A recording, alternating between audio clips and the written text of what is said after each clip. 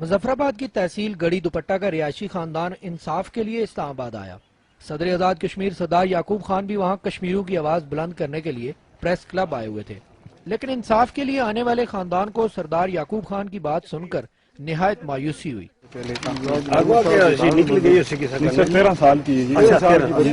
صدر آزاد کشمیر کی جانب سے ان الفاظ پر بچی کے والدین اشک بار ہو گئے۔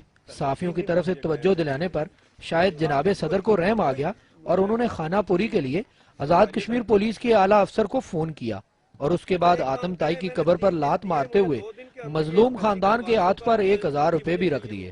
میری بچی وہ زبردستی اٹھا کے لے گئے، اس کے بعد ہم نے FIR درج کروائی ادھر گڑی دوپٹہ تھانہ میں، انہوں نے ہمیں مایوس کیا۔ پولیس کوئی ایکشن نہیں لے رہی، 2 ماہ گزر گئے، کوئی ایکشن نہیں لے رہی، کوئی بچوں کو، کوئی چھوٹے چھوٹے بچوں کو گھر رو رہے ہیں۔ ایکسپریس نیوز کی خبر پر صدر آزاد کشمیر کا ایکشن کام دکھا گیا اور پولیس نے 5 ملزمان کو گرفتار کر کے مغوی بچی کو بھی بازیاب کرا لیا ہے۔ لڑکی کو پیر کے روز عدالت میں پیش کیا جائے گا۔ نامزد ملزمان جاوید، تنویر اور دیگر کا تعلق مقامی وزیر اطلاعات بازل نقوی کے علاقہ سے ہے۔ محمد عدنان مختار، ایکسپریس نیوز، اسلام آباد۔